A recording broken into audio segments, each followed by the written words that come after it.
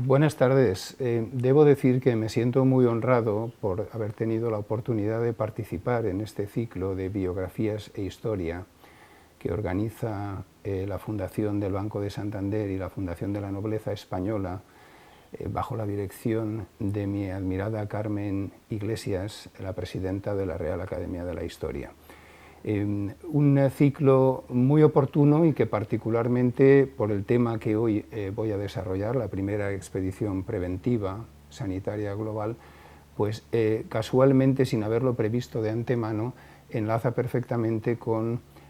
o puede plantear una reflexión sobre la gran tragedia que nos ha tocado vivir y que estamos viviendo todavía como consecuencia de la epidemia de COVID-19. 200 años antes, vamos a situarnos en un contexto histórico distinto, pero con actores y con fenómenos que se parecen bastante.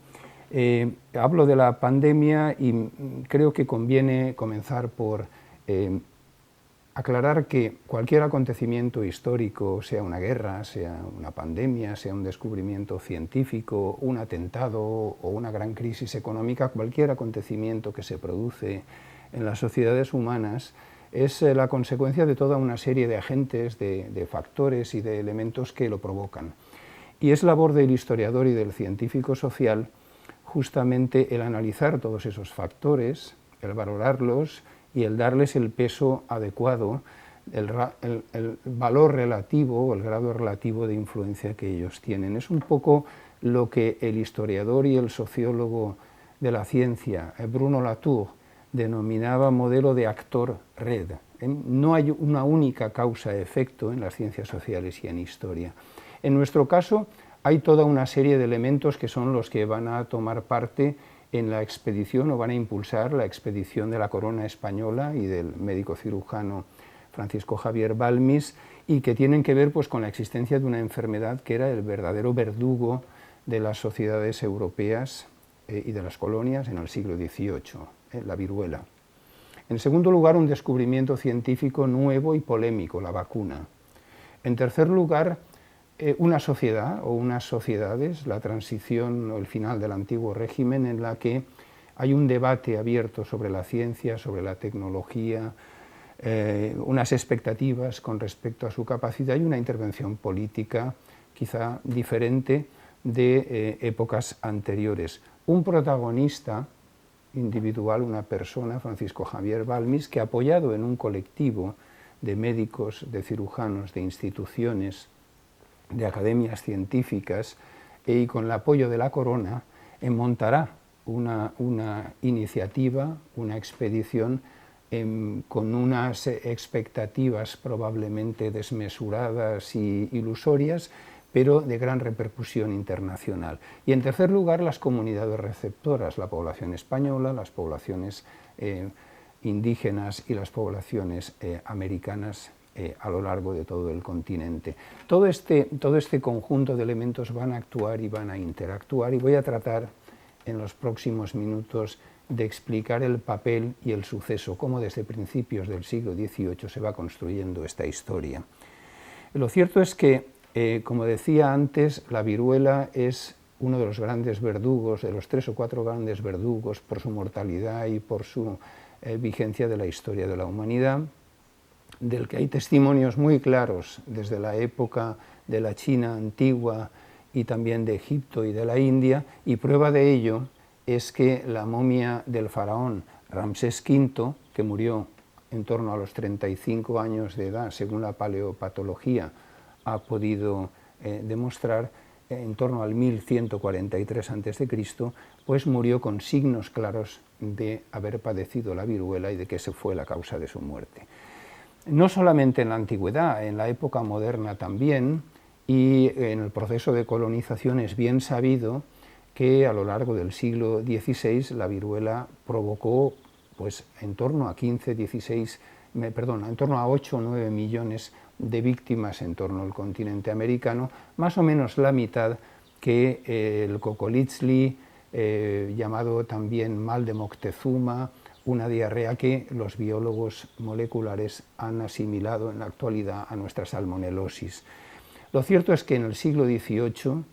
y ahí empieza nuestra historia, la viruela es la gran enfermedad epidémica después de las grandes epidemias de peste en la Edad Media y en los siglos XVI y XVII. Los cálculos que hacen los historiadores y los epidemiólogos históricos es que en Francia la viruela desde comienzos del siglo XVIII provocaba en torno a las 30.000 muertes al año, 2/3 partes de ellas en la capital, en París, y que en Londres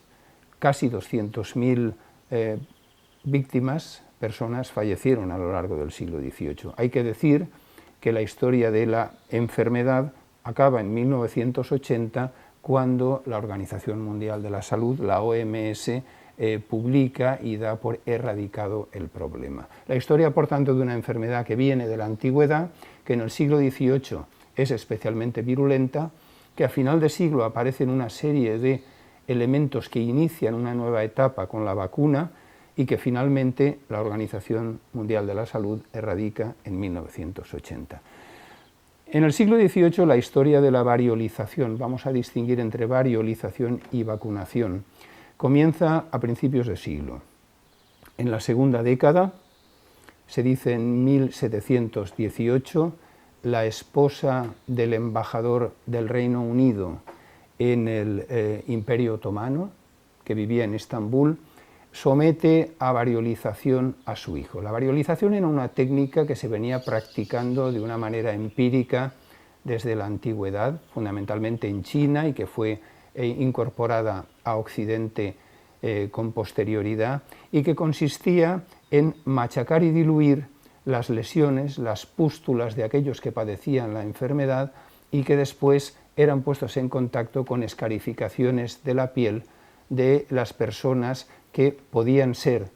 víctimas de la enfermedad, muchas veces niños, y que de esa forma desarrollaban algún tipo de defensa preventiva frente a ellas. Esa variolización tenía un carácter muy empírico y era muy poco discutida o había sido muy poco trabajada desde el punto de vista académico, científico, y por descontado era ajena a la tradición médica occidental, al galenismo y a la tradición antigua de la Grecia clásica. Esa variolización fue introducida, la técnica, en Inglaterra poco después, cuando el embajador regresó al Reino Unido y al ser introducida por sus médicos generó la consiguiente polémica en la sociedad británica, que inmediatamente se dividió entre partidarios y detractores. Unas décadas después, a mediados del siglo XVIII, en 1746, ya vemos que el debate ha generado algún tipo de aceptación y de incorporación a la práctica empírica, hasta el punto de que se da una serie de instrucciones para crear hospitales rurales, los llamados cottage hospitals, que tienen que llevar a cabo procedimientos de variolización para prevenir las terribles epidemias que asolaban Europa, en este caso en la zona británica inglesa de East Anglia y en Middlesex. Hasta tal punto va ganando prestigio y favor en la sociedad británica y en el mundo médico profesional que en 1754 tres de los herederos de la corona, tres príncipes ingleses, tras el dictamen de la Royal Medical Academy, son variolizados y son inoculados para prevenirse de la enfermedad. Por tanto, entre 1720 y 1754, en esos 30 años, ha habido una progresiva implantación de la variolización. Una mejora de esta situación es cuando uno de los médicos que trabajaba en torno a esta enfermedad infecciosa, el doctor Sutton, inventa una nueva técnica que consiste no en escarificar, practicar incisiones, sino en practicar punciones cutáneas, varias punciones en el receptor, en la piel, sobre las cuales se instala una dilución de las lesiones de quien padecía la enfermedad, diluidas en este caso con mercurio. En los informes que él presenta a finales de los años 1760, indican que había más de 20.000 inoculados y que estos inoculados habían tenido éxito en la prevención de la enfermedad. Ese contexto, que vemos que se centra fundamentalmente en el Reino Unido, en el mundo británico, rápidamente tendrá eco en Francia, en Suiza, en Italia, en los Países Bajos. Uno de los famosos naturalistas del 700 francés, La Condamine, más conocido precisamente por haber promovido la expedición científica para medir la longitud del meridiano terrestre, en ese año, en 1754, publica una memoria sobre la inoculación de lo que llamaba la petit vérole, quizá como traducción del inglés de smallpox, diferenciándola de la cowpox, que era la viruela vacuna. Esta memoria sobre la inoculación de la pequeña viruela, Mémoire sur l'innoculation de la petite vérole, es inmediatamente traducida en 1757 al español. Es traducida al español después de un dictamen de quien probablemente fuera uno de los más relevantes médicos de cámara en la época de la corte, Andrés Piquer, el aragonés Andrés Piquer, quien en su informe acerca de la técnica dice que con las prevenciones que dicta la nueva medicina, cito, puede ser un remedio preservativo de mucha utilidad, que por medio de la inoculación se consiguen viruelas benignas. Quiere decir que el enfermo que ha sido inoculado puede padecer la enfermedad, pero de manera benigna, de manera que la supera fácilmente y no hay riesgo de malignización o de muerte. En España la situación se había venido produciendo en zonas rurales desde prácticamente la misma época que en Inglaterra. La diferencia es que no hubo una inmediata debate o implicación en el mundo académico profesional ni en las élites políticas, sociales o científicas. Se había limitado a ser desde los años 20 en Castilla, después en Baleares y en Galicia y en Canarias, una práctica llevada a cabo de una manera autónoma y espontánea por los médicos rurales, que trabajaban y que se enfrentaban realmente con el problema de la enfermedad en las poblaciones donde ellos trabajaban y sin remedios útiles para prevenir y para tratar realmente a los enfermos aquejados de viruela, pues tenían que recurrir a todo tipo de estrategias y en muchos casos la llevaron a cabo. Uno de ellos, Antonio Capdevila, médico que había sido y que era corresponsal en España del erudito suizo Albrecht von Haller, publicó una disertación, o mejor dicho, trató de publicar una disertación sobre la inoculación en 1765 que le fue denegada, desautorizada por el juzgado del Tribunal Eclesiástico, que no la consideró oportuna o suficientemente adecuada. Esto va a ser el punto de, o puede ser el punto de mira de la situación en la sociedad española, donde cualquier novedad científica era mirada muchas veces con recelo. En el año 68, es decir, poco después, Manuel Serrano, que era médico de otra población, del Campillo, publica una obra que se titula El mejor específico para las viruelas, en el que relata que él mismo ha inoculado una serie de poblaciones de la Sierra de Buitrago, en torno a 250 personas, que todas habían sobrevivido a la enfermedad. Por tanto, tanto en España como en Europa y en el mundo británico, vemos que durante las décadas centrales, hasta los años 70, en los dos primeros tercios del siglo XVIII, se tenía conocimiento de una técnica empírica, profiláctica, procedente de Oriente, de Asia, que generaba, por un lado, polémica científica, que tenía detractores, pero que también desencadenó toda una serie de oportunismo entre charlatanes y gente con pocos escrúpulos que pretendía hacer pasar por novedoso y sacar beneficio del nuevo acontecimiento. La situación, digamos que históricamente se transforma y cambia hacia una actitud más favorable y con mayor implicación del mundo profesional, político y académico en España a partir de los años 70, digamos en el último cuarto del siglo XVIII, que es donde empieza realmente la historia de nuestro Francisco Javier Balmis. En 1771, Miguel Gorman, que era médico militar, viaja explícitamente a Inglaterra, donde pasa un año de su vida aprendiendo el método de inoculación al que antes me refería, que había ideado Sutton y que había aplicado con éxito a sectores importantes de la población. Cuando regresó a Madrid, en 1772, empezó a poner en marcha una serie de iniciativas y de inoculaciones, entre los cuales se encontraban familiares y médicos de la nobleza. En contacto con un selecto número de médicos partidarios, médicos de cámara y de la nobleza partidarios, José Luzuriaga, Francisco Sampons, Timoteo O'Scanlan, todos ellos durante esta época, finales de los años 70, y lo mismo sucede en las dos siguientes décadas en otras regiones, en Galicia, en el País Vasco, en Madrid, en Barcelona, en ciertas zonas de Andalucía, la técnica se va, digamos, expandiendo, pero de una manera poco regular, sin una organización profesional o política detrás. El propio O'Scanlan, que acabo de citar y que fue uno de los que participó en las primeras inoculaciones a los miembros de la nobleza, publicó en 1792 un ensayo apologético de la inoculación en la que recogía haber inoculado a más de 30.000 personas en España en las décadas anteriores. Ese es el contexto en el que interviene de una manera muy clara y decidida la Real Academia de Medicina, haciendo una declaración a favor de la nueva técnica.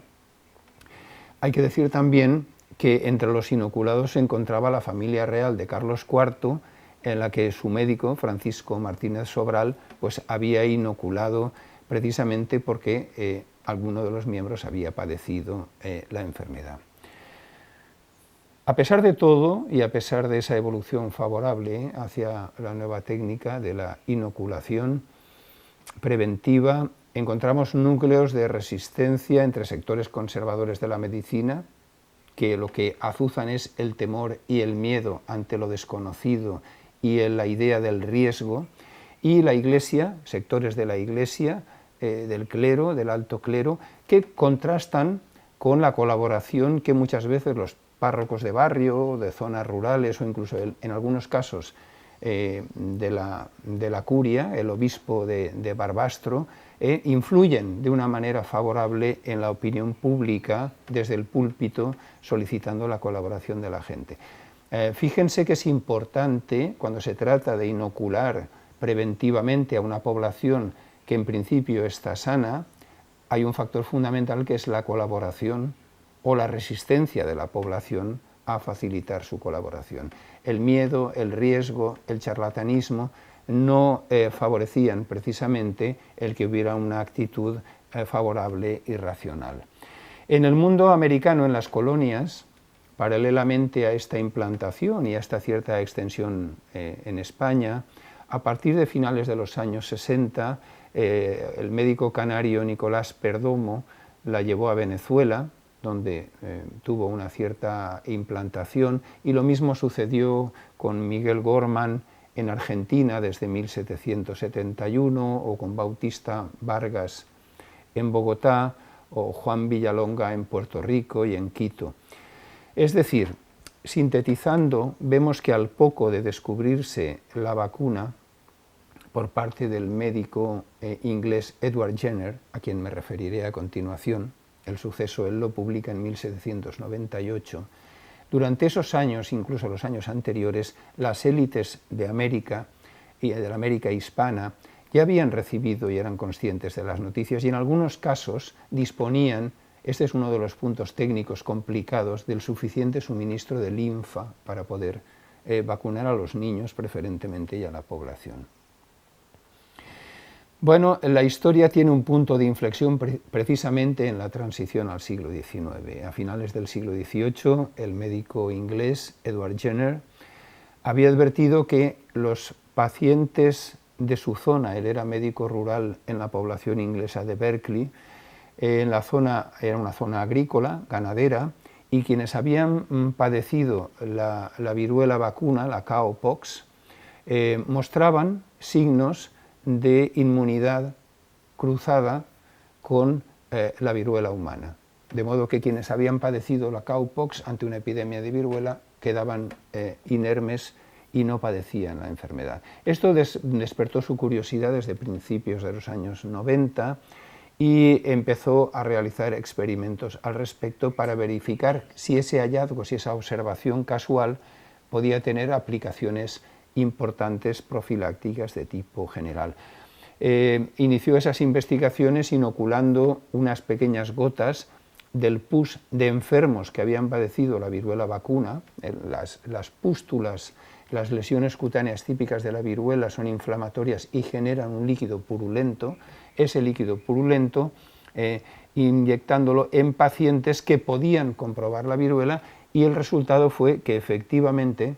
también adquirían inmunidad. No solo quienes habían padecido la viruela vacuna, sino también quienes recibían o estaban en contacto con esas lesiones cutáneas. Los resultados él no los publicó hasta 1798 en una famosa publicación a la que me referiré ahora después,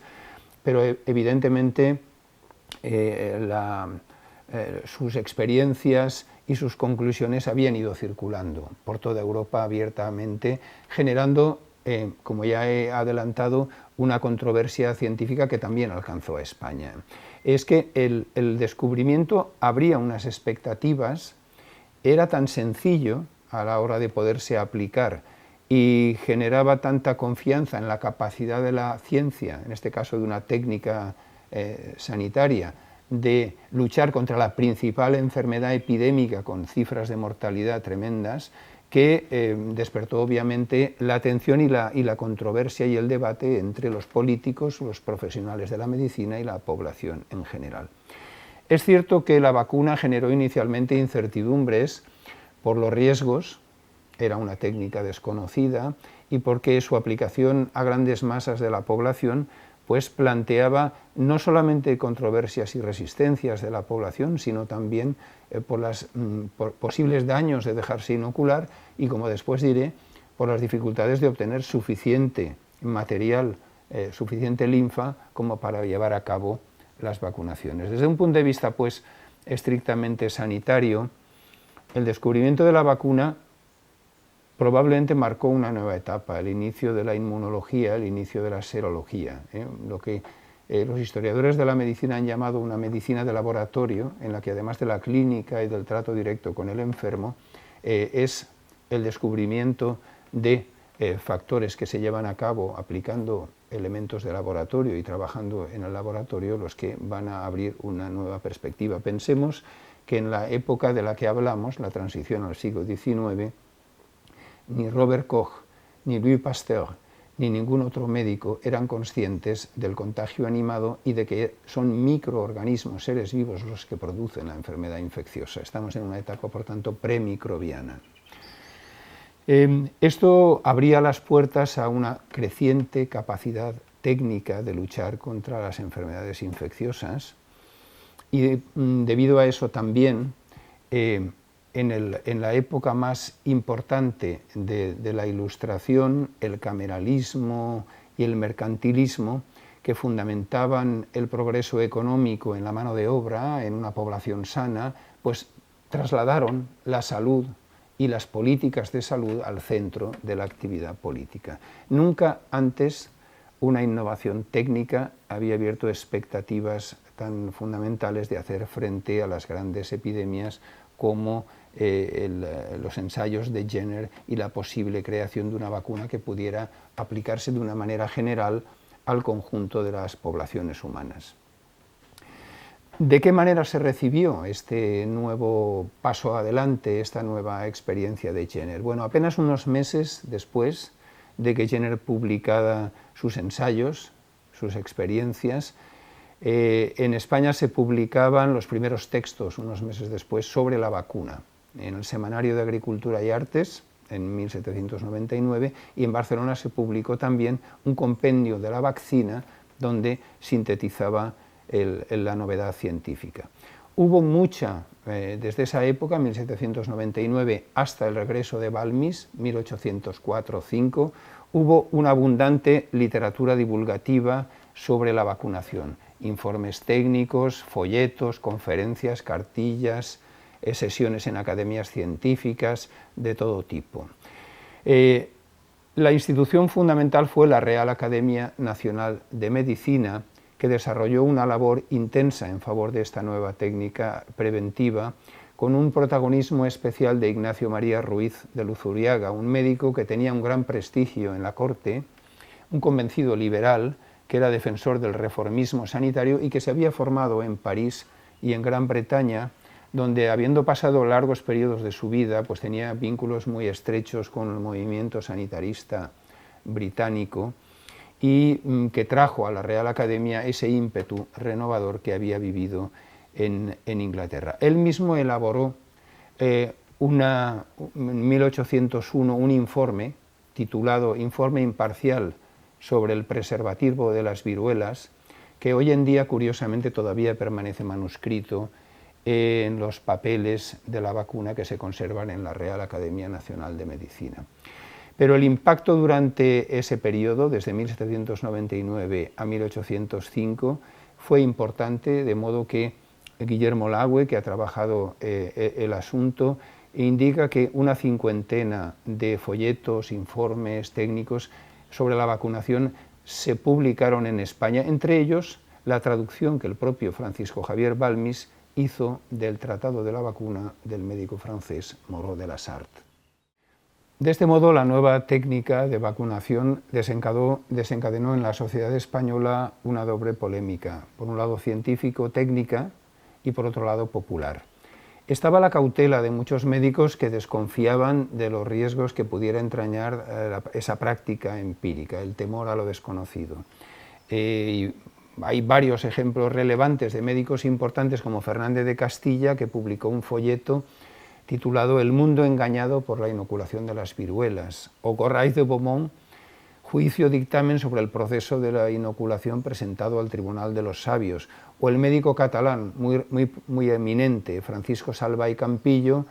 que indican que hay un recelo por parte de ciertos estamentos y una cierta desconfianza. Sin embargo, las actitudes críticas o de recelo se modificaron sustancialmente a comienzos del siglo XIX, coincidiendo, por cierto,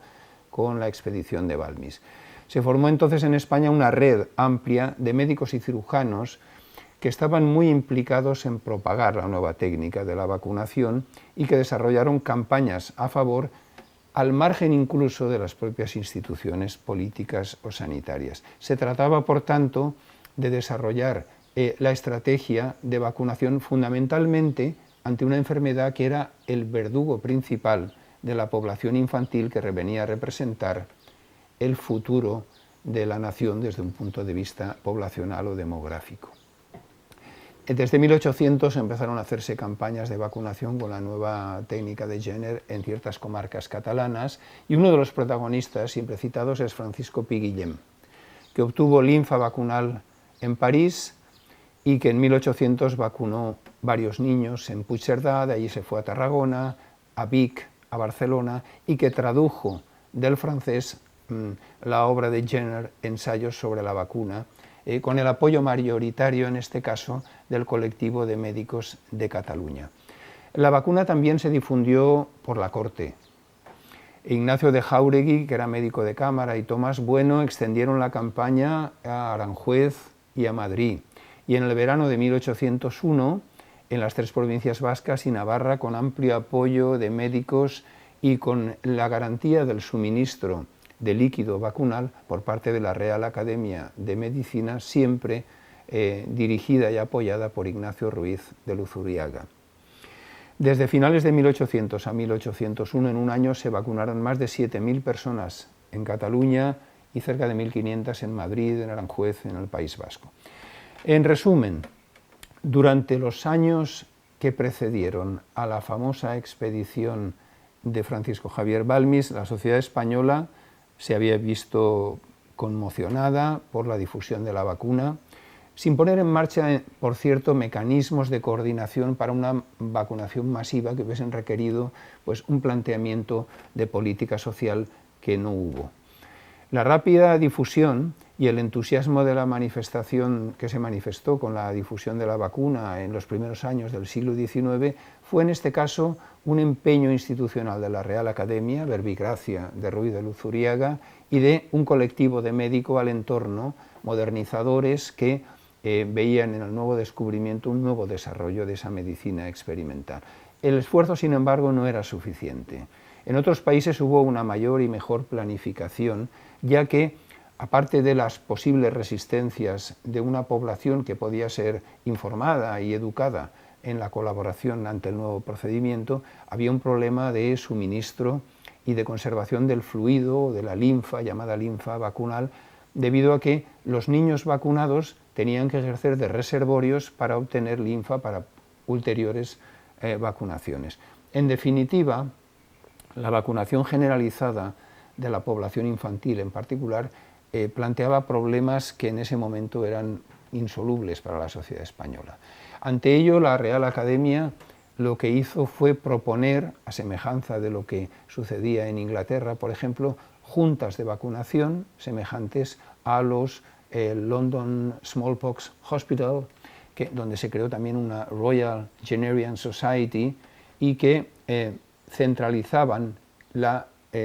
organización del sistema de vacunación a todo el país. Algo semejante sucedió en Francia, en Suecia, en Dinamarca, en Italia o en Alemania. Sin embargo, en España ni las sociedades médicas profesionales, academias, ni el Estado fueron capaces de crear un sistema bien organizado y planificado de vacunaciones. La única o la más importante medida fue una medida seguramente ineficaz y anecdótica, una real cédula que se publicó en 1805 y que obligaba a crear una sala de vacunaciones en todos los hospitales del reino. Con eso se pretendía garantizar material suficiente y en condiciones y personal sanitario preparado para llevarlas a cabo. Muy poco efectiva debió resultar esta norma cuando una década más tarde hubo otra real orden que reiteraba que había que llevar a cabo su cumplimiento. La ausencia de una organización fue probablemente el telón de Aquiles de la política sanitaria, en este caso española, en la lucha contra la viruela. En octubre de 1800, la Real Academia solicitó al monarca autorización para acomodar una de las salas, de sus salas de la Real Academia, para la práctica de vacunaciones gratuitas. Con eso pretendía garantizar la correcta aplicación del procedimiento y evitar el intrusismo y la charlatanería que fácilmente se divulgaban entre las zonas rurales, abusando de la falta de conocimiento y de la ignorancia de la población. La búsqueda de cabañas de ganado vacuno, semejantes a las que empleara Jenner en Inglaterra, llevó a episodios de gente con pocos escrúpulos que intentó colar descubrimientos donde no los había. De manera que a finales de 1803, el propio Ruiz de Luzuriaga solicitaba una vez más la creación al gobierno de una junta central de vacunación en la corte y de juntas locales en cada una de las provincias, con el fin de, siguiendo el modelo ilustrado de juntas de sanidad, poder coordinar una política general. Esta petición nunca llegó a llevarse a cabo y, por tanto, no fue atendida. El proyecto se quedó en ciernes. Y en ese contexto, ese es el trasfondo social y científico en el que aparece de una manera muy potente la figura de Francisco Javier Balmis Berenguer, nacido en Alicante en 1753 y muerto en Madrid en 1819. Balmis, igual que Ruiz de Luzuriaga o que Mateo Seoane, perteneció a una generación de cirujanos y de médicos ilustrados cuyo anhelo era introducir la modernización científica y el espíritu de la Ilustración, esa racionalidad ilustrada a la sociedad española, para elevarla al mismo rango de desarrollo social e intelectual que los países más avanzados. La vida de Balmis fue una constante aventura científica, todo se ha dicho. Es verdad que su principal exponente fue esta real expedición filantrópica de la vacuna que se inició en noviembre de 1803 con el objetivo utópico de extender por la mayor parte del mundo por el continente americano la nueva práctica preventiva de la vacunación. Con esa aventura científica, Balmis cerró una etapa de utopías científicas españolas que seguramente se había iniciado con Colón y con Francisco Hernández, siempre tomando como referente el Nuevo Mundo americano. Balmis procedía de una familia de cirujanos y desde joven se había iniciado como practicante junto al cirujano mayor del Hospital Militar de la ciudad de Alicante. Era una época en que la profesión quirúrgica estaba estrechamente vinculada a los ejércitos y a las acciones militares. De ahí que muchos de los aspirantes a cirujanos realizasen su formación en instituciones militares, en barcos o participando incluso en contiendas bélicas como la de nuestro cirujano, que intervino en la expedición militar de Carlos III contra los piratas de Argel en 1775. Superadas ya las pruebas reglamentarias, en 1778 Balmis obtuvo del Tribunal del Protomedicato en Valencia el título de cirujano latinista, que le otorgaba un rango superior y avanzado entre la pluralidad de títulos que daban competencia profesional a quienes practicaban la cirugía en España en esos momentos, ¿no? No se separó de su actividad en los ejércitos y tras intervenir en el frustrado intento de sitio a Gibraltar en 1780, decidió embarcar por primera vez a tierras americanas como cirujano militar, permaneciendo en tierras mexicanas durante más de una década. En esa estancia, en la capital mexicana, Balmis ejerció como cirujano mayor en el Hospital del Amor de Dios, donde se ocupó especialmente del tratamiento de las enfermedades de transmisión sexual, la sífilis y otras enfermedades venéreas. El interés por el tratamiento de este tipo de enfermedades le llevó a viajar por distintas comarcas y lugares de la América Central, en busca de remedios vegetales autóctonos, ensayando plantas utilizadas por los curanderos e indígenas, e iniciando una afición hacia la botánica fundamentalmente enfocada a la botánica terapéutica o a la botánica médica, que hizo que cuando llegó a España en 1792 llegó cargado de toda una serie de remedios mesoamericanos, plantas de ágave y de begonia, que según él podían tener cualidades terapéuticas positivas en el tratamiento de lo que entonces se llamaba el vicio venéreo y la curación del vicio venéreo y escrofuloso. Sus intentos reiterados de obtener reconocimiento por estas contribuciones le provocaron ciertos debates y controversias en el mundo académico y en el protomedicato, que era la máxima institución de la corona castellana en esos momentos para la regulación del ejercicio profesional de la medicina, pero a pesar de ello sus experiencias tuvieron una cierta repercusión y se incorporaron a la práctica médica en los hospitales españoles también. Hoy en día en el diccionario botánico de la flora mexicana se le da el nombre de begonia balmisiana, precisamente en homenaje y reconocimiento a Balmis, a una especie precisamente de begonia que es la que él trajo a España y utilizaba para estas prácticas terapéuticas. Desde los primeros años de su carrera, el prestigio profesional de Balmis como cirujano fue en aumento. Primero fue segundo y después primer ayudante de cirugía de los hospitales reales y militares de Zamora durante los años 70, y más tarde se graduó en 1787 y fue bachiller en medicina por la Universidad de Toledo en Nueva España. Tras su regreso a la península, fue nombrado miembro de la Real Academia de Medicina, donde coincidió tanto con Ruiz de Luzuriaga como el núcleo de médicos que estaban conocedores y a favor de la introducción de la inoculación y de la práctica de la expansión de la vacuna. También fue cirujano de cámara desde 1795. Esa amplia experiencia americana le convirtió además frecuentemente en consultor frente a problemas sanitarios como por ejemplo la fiebre amarilla, que provocaba brotes epidémicos particularmente en barcos procedentes de las Antillas. No obstante, el punto de inflexión, el culmen de su biografía profesional tiene como referente el encabezar la Real Expedición Filantrópica de la Vacuna, que se inició en 1803.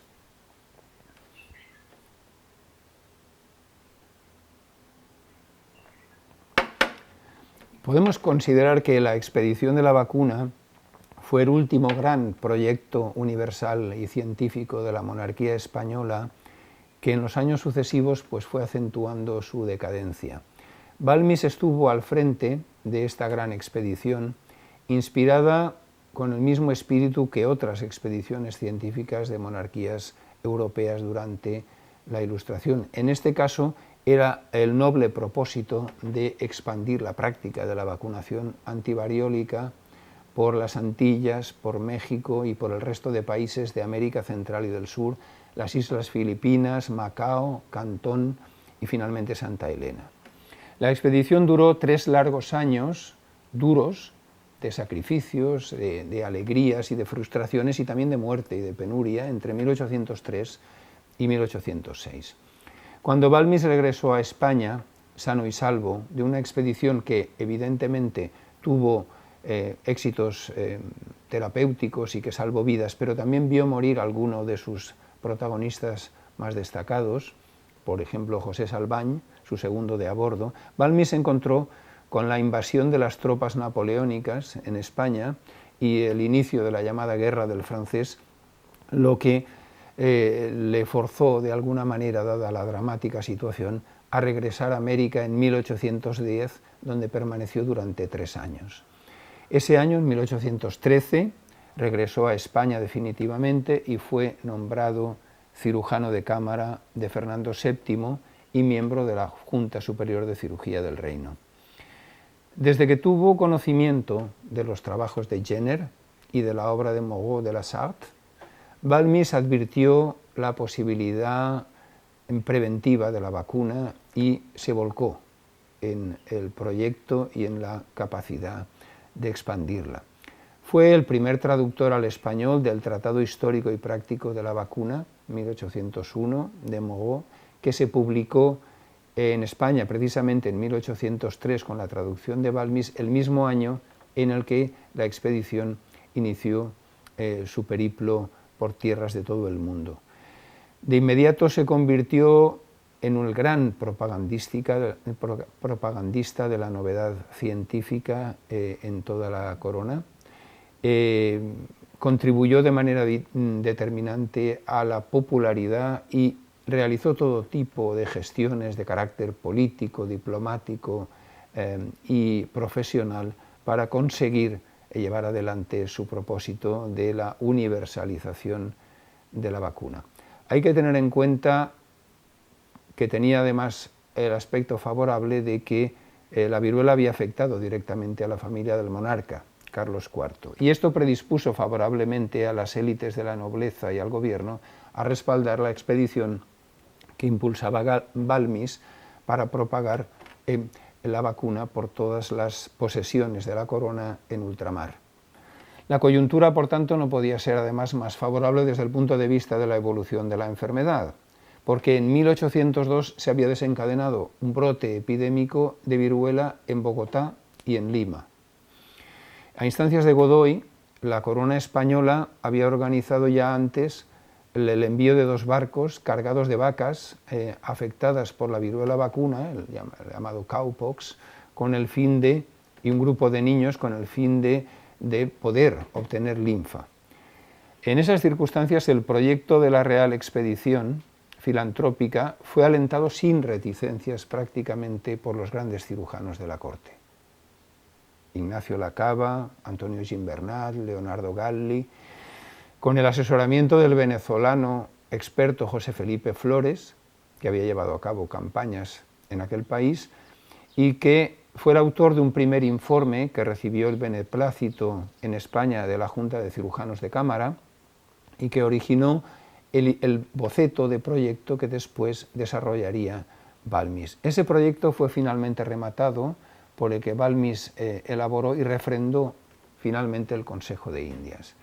El proyecto de expedición eludía organizar expediciones específicas a cada virreinato, a cada zona, que hubiera complicado de manera enorme la práctica del proyecto. De manera que el 18 de junio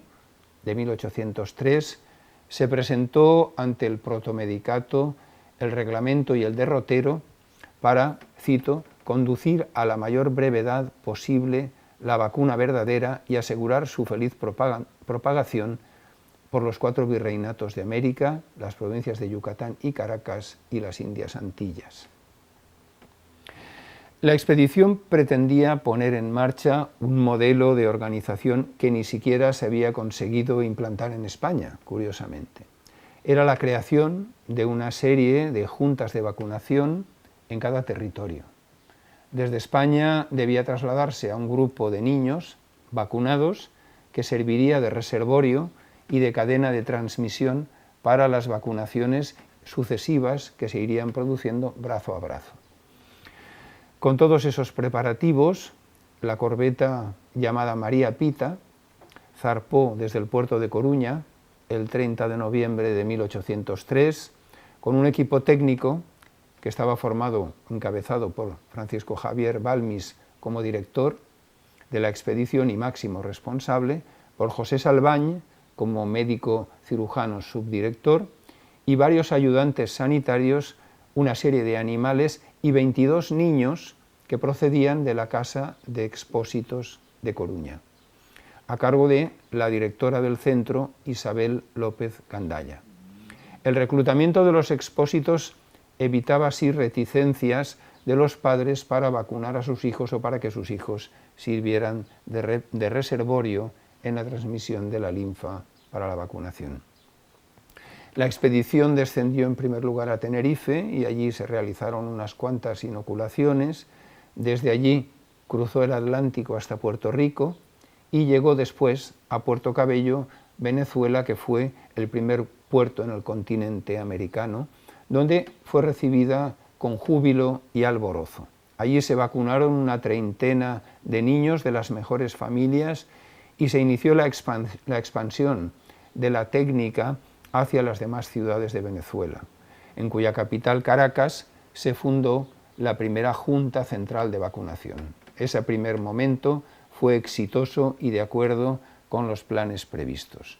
De modo que 2 meses de estancia en Venezuela, la expedición pudo implantar en aquel país un modelo acorde con la idea de juntas centrales y de juntas locales de vacunación. Después de 2 meses se dividieron en 2 las expediciones encabezadas alternativamente por José Salvañ y por Francisco Javier Balmis. El primero de ellos se dirigió a Santa Fe de Bogotá, a Perú y a Buenos Aires, y hubo de afrontar serias dificultades tanto desde el punto de vista marítimo de la navegación como también por la oposición beligerante y agresiva del virrey de Perú, que en ningún momento colaboró y que se opuso en todo momento al proyecto. Y sin embargo Balmis, hacia las Antillas, donde realizó unas 3.000 inoculaciones, y después La Habana y Yucatán, se introdujo hacia México, donde encontraron elementos de colaboración. La enfermedad, como decía al inicio de esta intervención, era conocida, y buena muestra es que hay una serie de muestras artísticas de los indígenas mexicanos que dan testimonio del impacto cultural de la enfermedad. Normalmente las inoculaciones no se realizaban en instituciones hospitalarias, sino que se llevaban a cabo en viviendas particulares, y desde México se desplazaron hacia Filipinas, donde llegaron ya en febrero de 1805, de allí rumbo a Macao y a China, y algo más de un año después llegaron a la isla de Santa Elena en junio de 1806, desde donde se trasladaron a Lisboa y finalmente a Madrid, dando por finalizado el derrotero, el itinerario que había sido prefijado por la expedición, una expedición accidentada, una expedición absolutamente llena de aventuras inesperadas. Con independencia de la espectacularidad de la expedición, de una expedición de esta envergadura, el éxito sanitario en sentido estricto fue desigual. contribuyó de forma definitiva, sin duda, a divulgar un método profiláctico novedoso, arriesgado, que tendría una gran repercusión práctica en todas las campañas preventivas posteriores y también en la actualidad. No se nos oculta la controversia en torno a la vacuna como concepto y a los movimientos que se oponen a estas vacunas. La respuesta de las propias poblaciones indígenas y de las oligarquías locales fue distinta en cada caso y estuvo normalmente influida por la posición de las autoridades políticas, religiosas, militares en cada lugar y muy vinculado al movimiento de liberación nacional desde las colonias. Si, por ejemplo, en Venezuela y en México la Iglesia y los estamentos militares colaboraron en ofrecer una imagen positiva y colaboradora de la vacunación, por el contrario, Salván tuvo que lidiar en Perú con la oposición insuperable de gobernantes, lo que condicionó las actitudes de la población, que en unos casos eran de buena acogida, colaboración y entusiasmo, a otras que eran de resistencia o falta de colaboración. Desde un punto de vista estrictamente sanitario, los objetivos de la expedición eran sencillamente inalcanzables. La universalización de la vacuna y el triunfo de la tecnología frente a la viruela en los primeros años del siglo XIX era una utopía.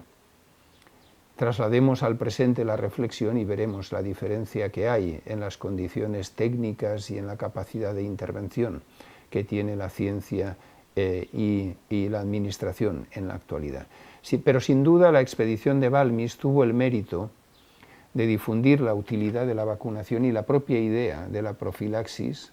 más allá de los ambientes estrictamente médicos, con un efecto además educativo e higiénico sobre el conjunto de la población.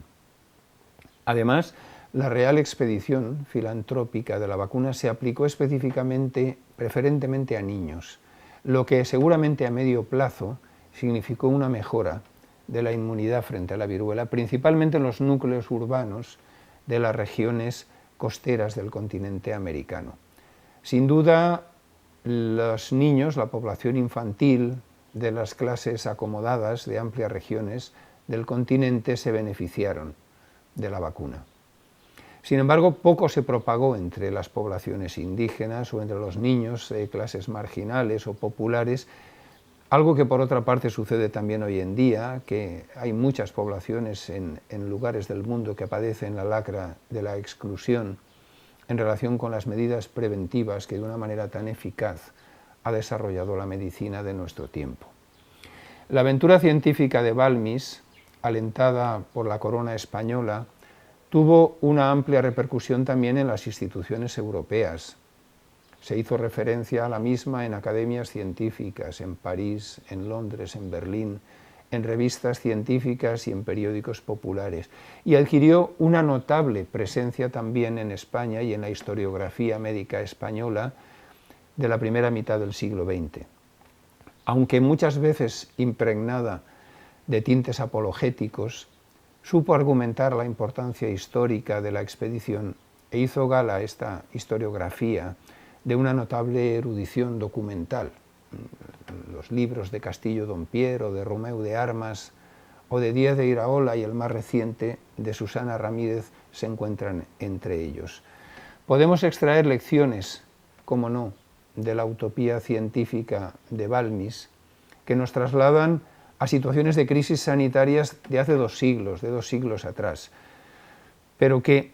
tienen una connotación importante con lo que vivimos en la actualidad. La sociedad española miró entonces a la ciencia y la tecnología como instrumento de futuro, de modernidad y de esperanza frente a la pandemia y la enfermedad, algo que cobra especial significación en el presente ante la pandemia de COVID-19 que estamos viviendo. Muchas gracias por su atención.